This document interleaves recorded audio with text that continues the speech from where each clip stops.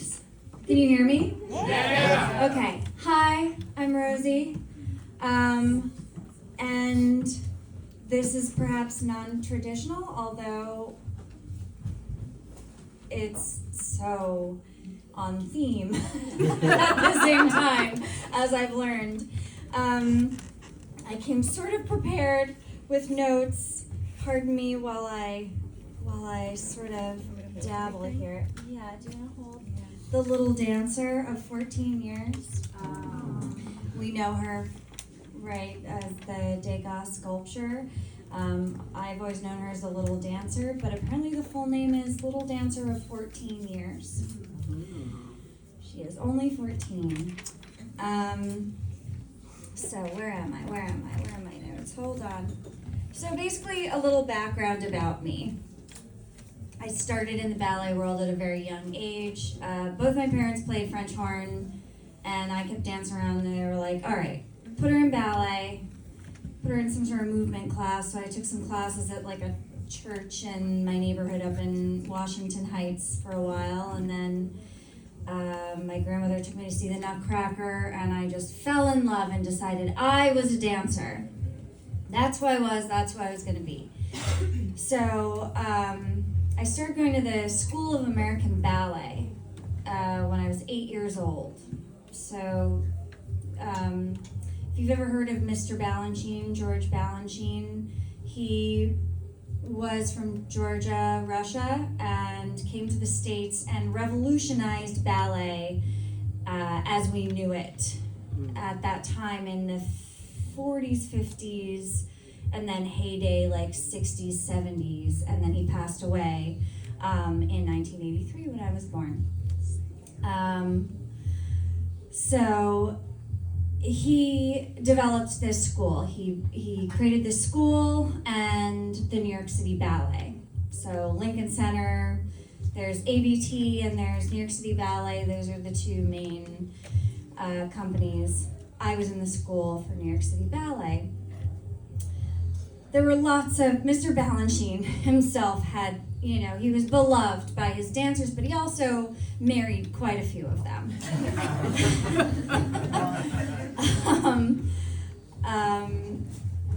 He had a lot of amazing quotes that were drilled into our heads as very young people, one of which is, "Don't think, dear, do." And what he meant by that is don't get in your head, don't overthink it, just do. But as a young person, being told don't speak, don't think, just do what I tell you to do, that's how I internalized that. That's how that's how I was raised. Don't think, just do. I learned very quickly that I was a pretty girl professionally, that I was meant to be a pretty girl, and you just stand there and you look pretty and you be polite, and that's your job. And don't make a fuss. Okay, fine. I'll try that. Wasn't very good at it. So another little bit of backstory from this, but when I was, I had my group of friends and we got to dance with the New York City Ballet and the Nutcracker as Paula Chanel's and mice and angels and all these different things, and I did really well. The director at the time, Peter Martins, liked me. He liked my red hair. He liked little Rosie Tulips. You almost heard it too. You was like, little I didn't hear anything. And so I learned about jealousy, and one of my closest friends said something to her mother about me, and her mother chose to tell my mother what her daughter said, which was, Peter Martins only likes her because he can't wait until she turns 18 so he can fuck her. And my mother told me this. Oh no! Cool, thanks. Got it. So that's the setup. I managed to do 10 years at this school, 8 years old until I was 18, and then I started dancing professionally. There's a lot in between there, but that's for another day. So I danced for Miami City Ballet for a little bit, and then I started dancing for Pennsylvania Ballet. It was called Pennsylvania Ballet at the time for many years. It was another company that George Balanchine had founded. And now it's called the Philadelphia Ballet. But anyway, I started dancing there, and at the time they had slowly started building new tiers, right? It wasn't, oh, congratulations, here's a contract, you're in the company, you're in the Corps de Ballet. No, it was, we've got this new thing called a second company. So we're not gonna pay you, really. We're gonna give you $200 a week. No benefits, no nothing. That's fine, right? And we're like, yeah, of course, I just need to dance. And, you know, we're being told we're lucky to be there. We're one of the lucky few to even have a job in a ballet company at all. So we did 2 years. I did, and my friends did 2 years of the second company. And then we did, then they built another tier. You can't just get straight into the company. There's apprenticeship. Okay, apprenticeship. I did 2 years of my apprenticeship. And then they're like, oh, wait, now there's new dancer. Okay, now we got to do new dancer. Got that. So how many years is that? 1, 2, 3, 4, 5 years. And then I finally became Corps de Ballet. So I was getting paid bullshit for that whole time. And I finally got into the company, in proper Corps de Ballet, and then I had to fight my way to soloist, and I did it, and I was very proud of myself. But along the way, there's this board that controls, you know, that gives money to the ballet, to pay the dancers, to put on the shows, to do all this. A lot of them in Philadelphia were old money. There's a lot of old money, a lot of older men and women on the board, except there were a couple younger board members who loved us. Specifically, this guy, Charles and Greg. They were always together. Charles always wore vests.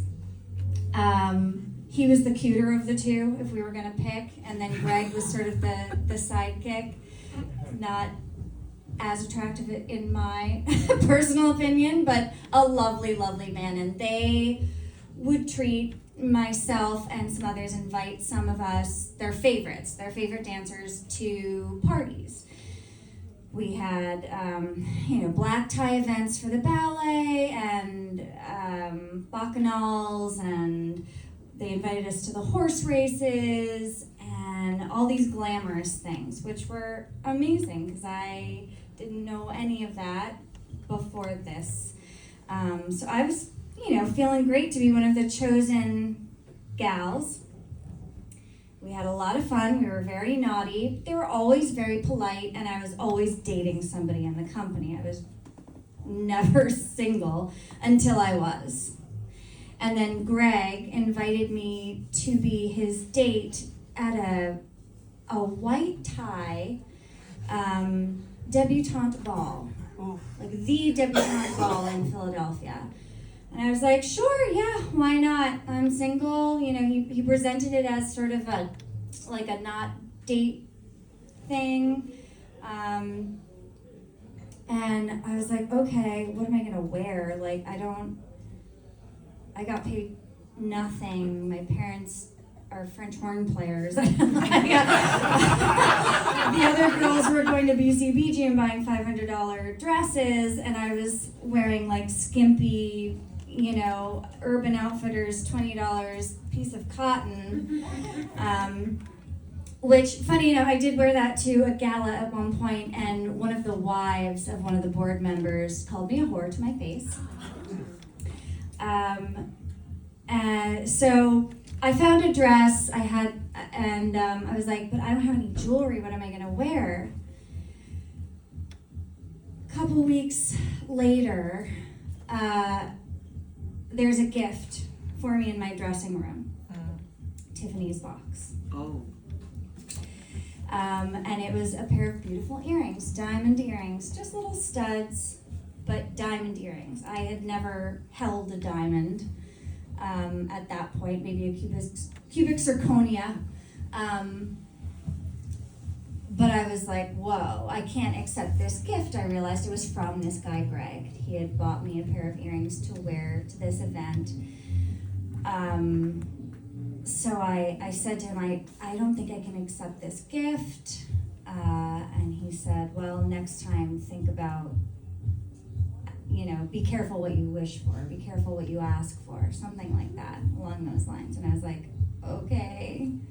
So I wear these earrings to this beautiful event, and it's, I had to wear white gloves up to here, and I'm on his arm, and the night was lovely, and I'm thinking to myself, okay, I mean, we party together all the time, but clearly, maybe I can take control here, and this isn't some sort of an exchange.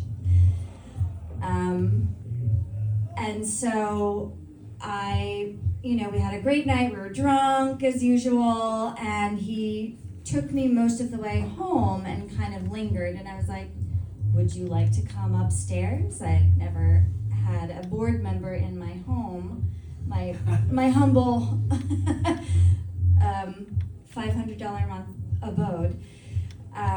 But he came up, and we sort of made out, had another glass of wine, and I sat him down, made the choice. I was like, all right, you sit down, I'm in charge now. And I started taking off his pants, and I'm going down on him, and just he's just flaccid penis. Lucky me. Oh, whiskey dick. Whiskey dick, and I was like, all right, cool. I'm gonna go to bed now.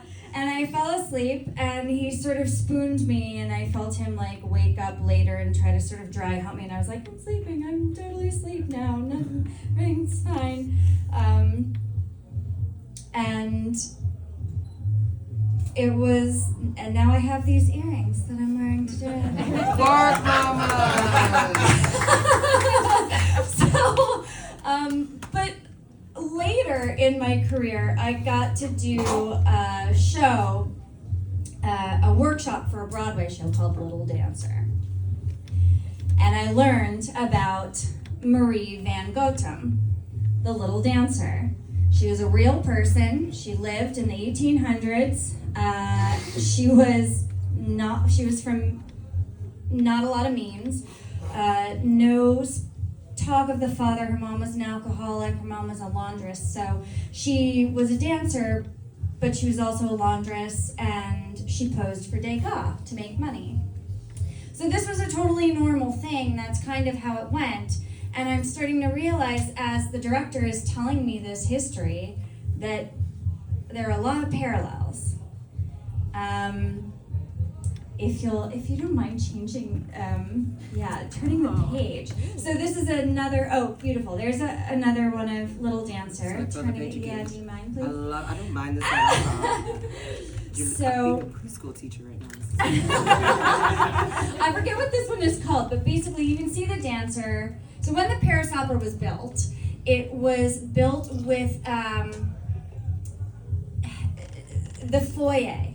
There's a foyer behind the stage that was a place for the dancers to warm up in their nothingness, because at that time women wore a lot more clothing, so this was like very whoa. And the balletomanes, the ballet maniacs, basically the supporters, the men, would come backstage, and it was their opportunity to mix and mingle with the dancers and basically choose who they wanted to support, who they wanted to take home, who they, whatever. In the same way that I had a donor for my pointe shoes, in the same way that this man invited me to fancy parties and bought me diamonds, and it was an opportunity potentially for some of these women who were from lesser means to rise. And you can see one of the balletimains, faceless figures, sort of hauntingly standing behind her, ogling. So that's pretty much my story. I sort of discovered, right? So I've been modeling. I'm still a dancer, burlesque dancer, which has been so healing for me personally. And I'm basically a laundress. I do laundry on Broadway. And that's the best paying gig I've got. So I was like, oh, I literally am this girl, Marie Van Gotham. So pretty poor girls have always been told, you know, their value in this world, and this is my value to that man. And there's a lot more to that, but that is the gist of my story. It's not, they just package it in a different way, right? They need to believe that everything they're doing is above board. They would never rape anybody, they would never hurt anybody, but they're using their power. They hold your future, your career, your entire being in their hands. That's the relationship, ultimately. So as much power as I tried to have in those situations, ultimately I was always sort of, I don't know, I was getting paid $1,000 a month and they were billionaires. So who am I? Yeah, that's pretty much, that's it.